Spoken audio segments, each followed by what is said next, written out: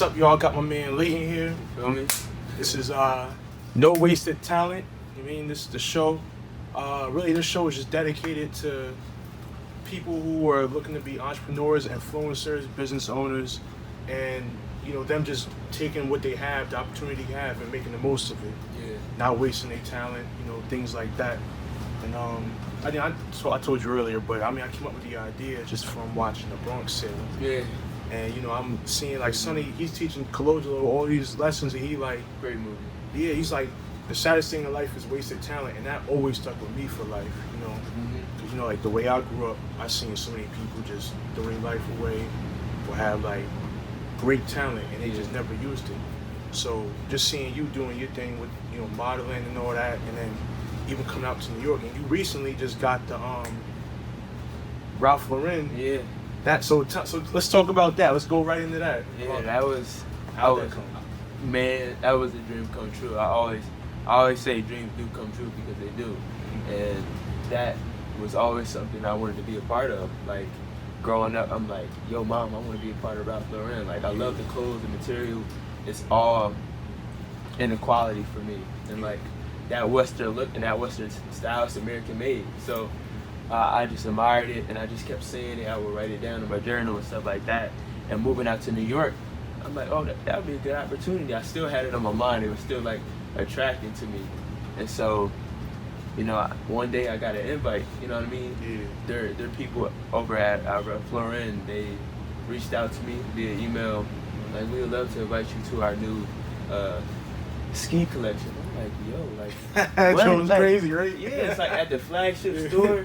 You know what I mean? I'm coming in, I'm like, yeah, let's do it. I'm gonna put a nice outfit together, stuff like that. And I went in, and it's all different types of people. They're head models, they're people, they're guys, different content creators, actors and stuff like that. They're all in there. And I'm like, in my head, I'm like mind blown because I see all this happening. I'm like, I'm in the same room. So I'm checking out the store, stuff like that. It's levels to it. It's like five stories high.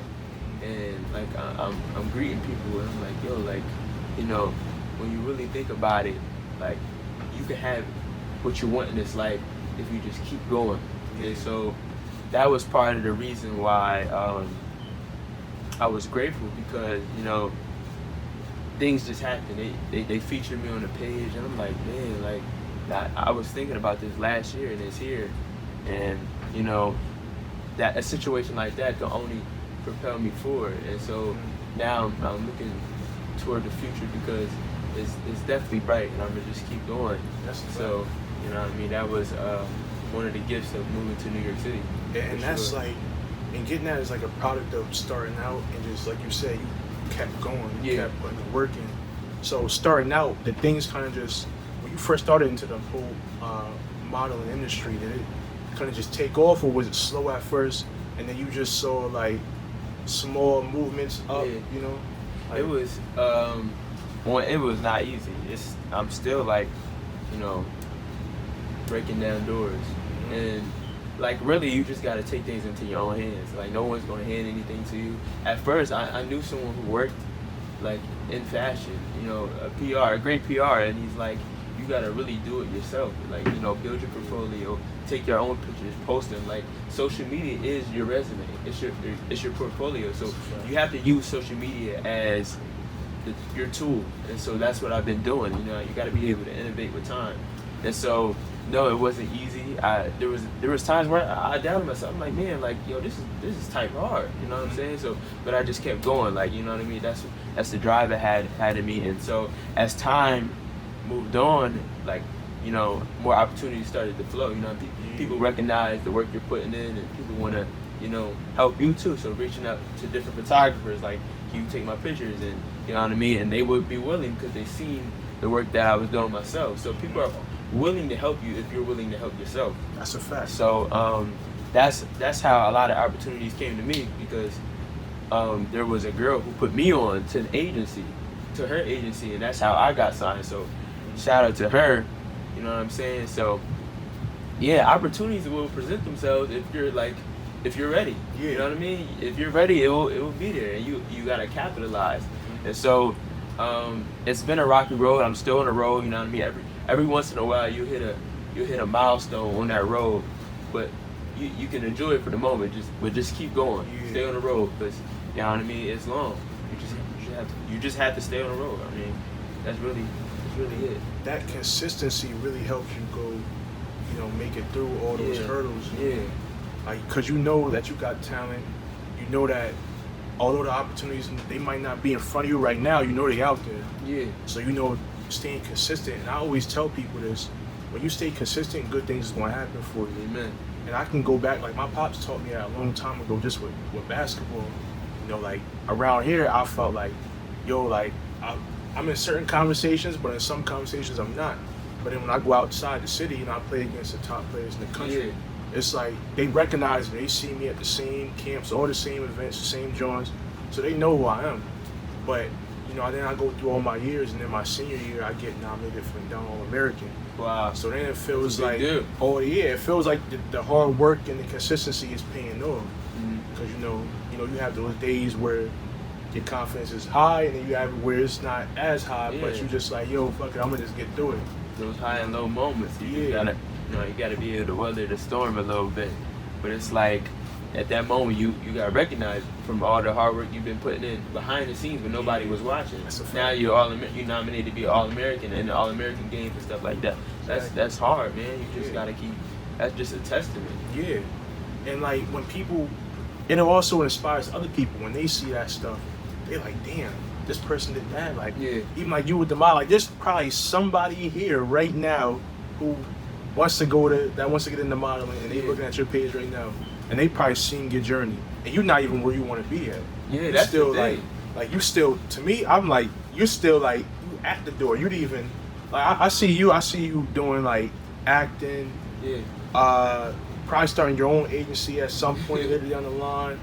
Like, I see a bunch of stuff in your future. So you're not even like at shit. We ain't even scratching. You're not in your prime yet. You're not LeBron on the Heat yet. Nah.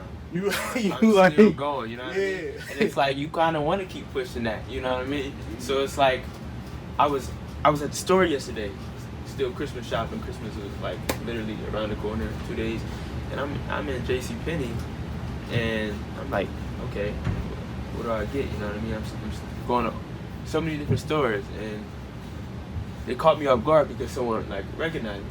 Hey, Layton Lamell? I'm like, yeah, you know what I mean? I'm like, she's like, I love your stuff. Like, you started here, and like you're still modeling and stuff like that. I'm inspired. And she was like, I really love what you do. Congratulations on moving out to New York City and stuff like that. And she was just asking me like some advice. I was just like, yeah, just keep going, stay consistent. Like, you're a beautiful woman, and just use social media as a tool to build yourself up, and just stay consistent and really want it bad. And so that made me feel good, because like you said, people will, look to you in your own city and be inspired, and that's the highest act. And Nipsey Hussle said that the highest act is to inspire. And so like, that's what I want to do. I want to be a beacon for people. Yeah, and that changes lives. At the end of the day, whether they make it to where you was at or not, they still remember you for that, and they'll always be a fan of you and a supporter. So that's good that even when people come up to you like that, you acknowledge them, you give them some game, because some people, I've been in situations where you might run into a person, you don't really ask for much, but they kind of like a little stingy with the info. Trying to gatekeep, man. Yeah, trying to be a gatekeeper. I'm like, man, I'm not, like, me coming up is not gonna hurt your career at all. But if you want to treat it like that, then at the end of the day, it probably would hurt your career. Because I look at success as like the people that came up under you, how did they do? So I look at Jay-Z, for example. I was thinking that. Jay-Z's one of my favorite people. So you look at Hov, right? Look at when he started and look at where he's at now. So okay, all right.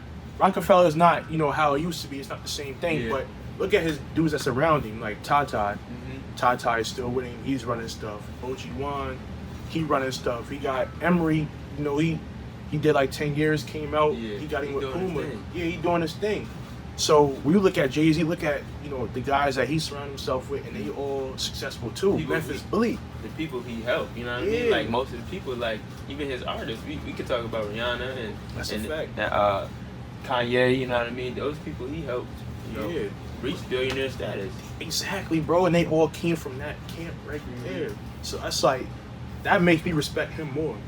Like, aside from all the music and like all those accolades, just as a man, I respect him more because I'm like, look at what he did. Some people you could just get up there and just lead people right here. Yeah, and like be stingy or not, like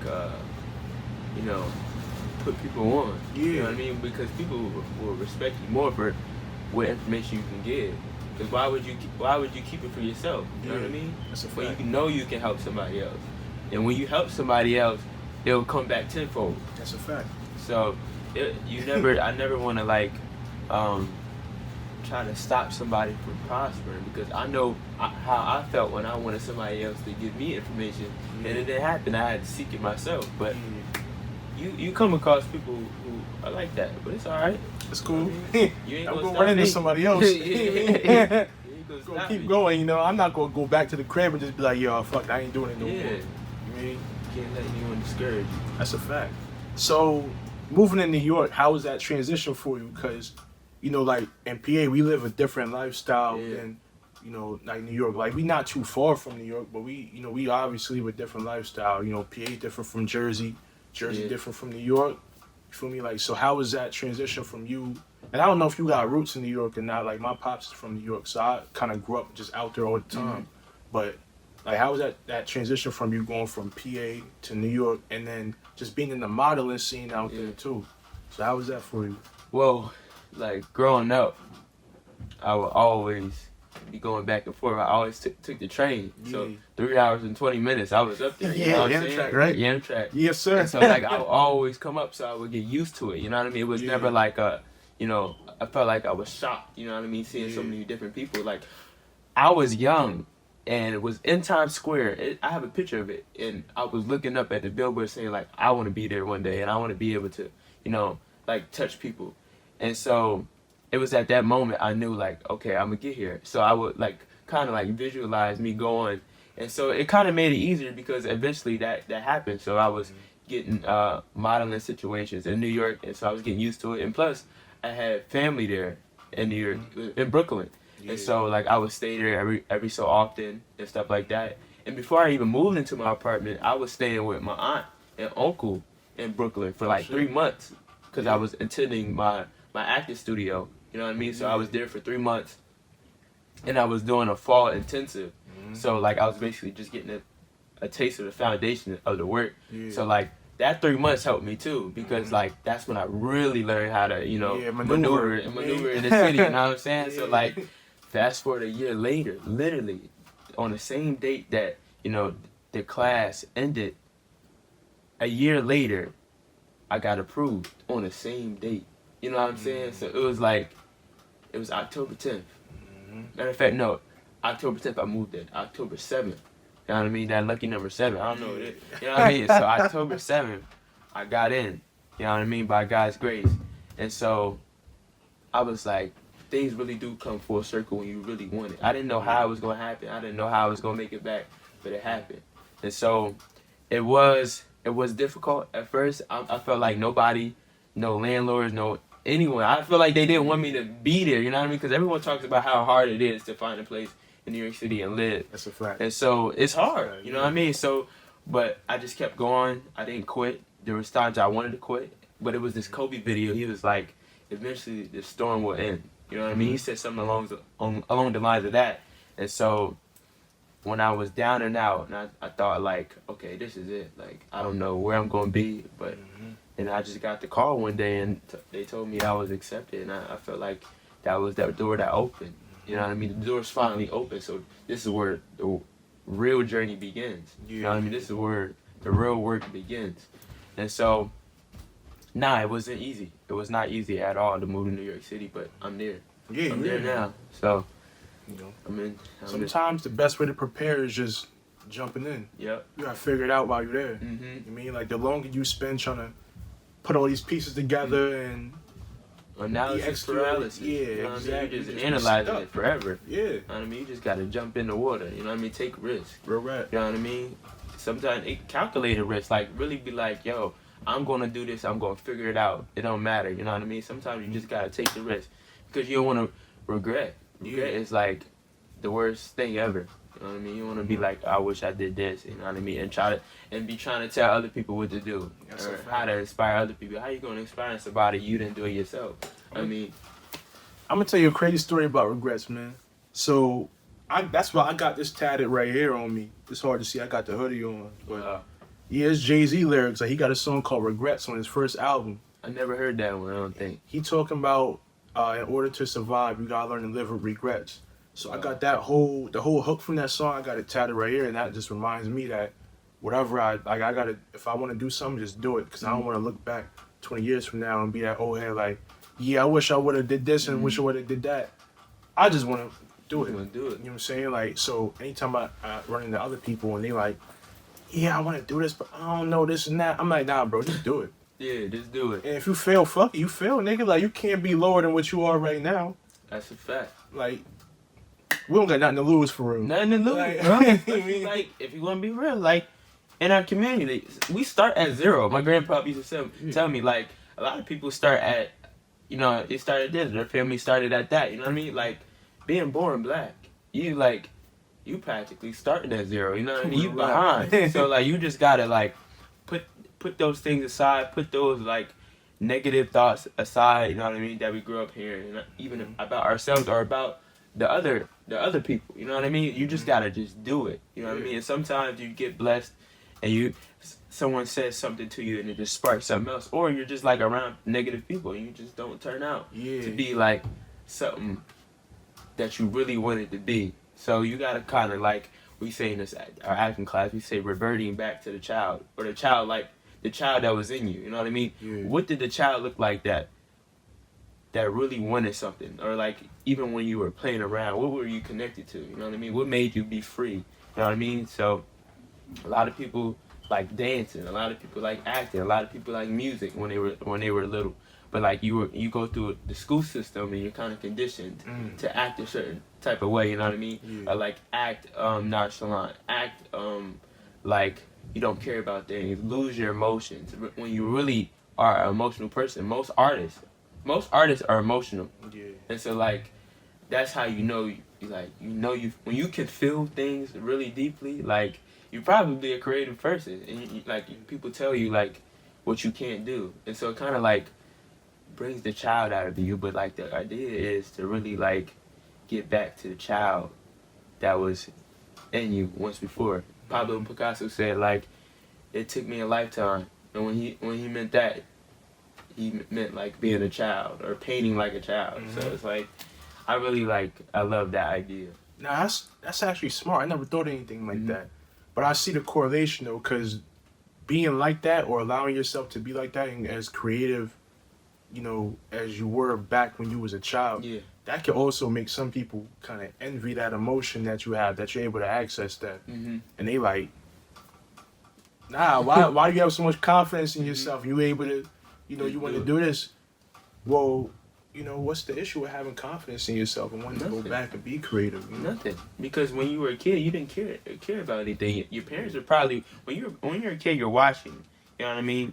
And you're playing, and your parents are like looking at you from a distance, and they're saying, "Man, he or she is so pure." You know what I mean? Like you have no care in the world. You're just doing exactly what you want to do. You're not thinking about like what people think of you. You know what I mean? That's where the confidence comes from. As a kid, like most kids, they say whatever. If you notice, you know what I mean? They say whatever, they feel whatever. You know what I mean? Like if they're playing around, they'll slap you in your face. Like, you know what I mean? Like little babies do that because they're so free. So the idea is just to be free in whatever you're doing and whatever you love. And that's what I really like. I really try to like tell myself all the time, like how can I be more free in this situation to be able to put out exactly what I want to put out and say what I want to say in the best way. And sometimes that involves your group, the people that you're around.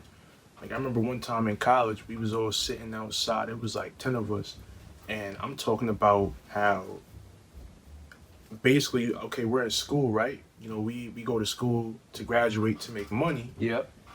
But if I can make money right now, why would I stay in school and rack up more loans? Talk. So people was getting mad at me. Like, they getting tight. They like, yo, why you saying this, da-da-da? I'm like, bro, if somebody says, yo, come write this, film with me, and I can make X amount of money, I'm dropping out of school, I'm going to write it. And they like, oh, well, how do you know your script is going to sell? How you know it's going to be good? You know how many people write movies and they don't sell, this and that? At that moment right there, that's when I knew I needed to switch my whole group that I was with. Because I'm like, this shouldn't even be a question. I got ultimate confidence in myself in whatever I do. If I went and played tennis, I don't care, bro. Like, whether do it. Yeah, I'm gonna just do it. So after that, I had to switch my friend group because I'm like, man, this ain't gonna work. Out of that, them 10 people, it was only one person that agreed with me. I'm like, damn, this shit crazy. I'm like, people really think like this, like. But that just goes back to the thing that you were talking about with the acting and conditioning your mind to really think like a child and be confident like that. So not everybody has that, and when you do have it, that makes you a special individual. Honestly, likewise. I like how you say you switched up your people because like you're the average of the people you're around. So it's like your people are negative. Most times you probably will catch yourself being like negative towards another person who has big dreams. Like the worst thing you can do is kill somebody's dreams. I don't care what nobody says. But like when you can switch up your friend group to be around people who are one better than you and two is like always encouraging. You can see like, okay, like he has a dream, like how do we get this paper or this script or this song or you know what I mean, this audition or this tape to somebody. How can we get it in the right hands? You know what I mean? Not like, oh, you can't do that, bro. Like, why? Why can't I do it? You know what I mean? Are you like, do you see something in me that's like, kind of like triggering an insecurity? You know what I mean? So why are you telling me that? So at that moment, I'm glad like you was like, yo, I gotta get out of this situation. Like, that John was instant. It's crazy because I called my older brother John, because the thing is like he went through school, he played ball, he was successful. And he started his own business. He runs a basketball training business. I'll probably have him on here at some point. But yeah, I called him and I'm like, bro, let me run this by you real quick. Cause I'm like, am I crazy? So I ran it by him. He like, nah, bro. He said, they just bugging out. I said, I bet. I just needed somebody to... You needed somebody to hear you and accept you. Because certain times, like, when I'm having conversations with certain people, I'm like, all right, let me call somebody I really trust that I know is not going to be biased to make sure, for me, like, if I'm wrong, they going to tell me that I'm wrong. So that's why I call him. I'm like, yo, for me, he like, nah. I'm like, all right, bet. Y'all can go. y'all out. He kept it real. You know what I'm saying? He like that. You know what I mean? People be hating. You know what I mean? Like they see like that. They see you shining from every inch of your frame, and they don't really like that. You know what I mean? People get envious, and so like, sometimes you can't tell people your dreams because they'll shoot them down. Word to J. Cole. Yeah, like, that's a fact.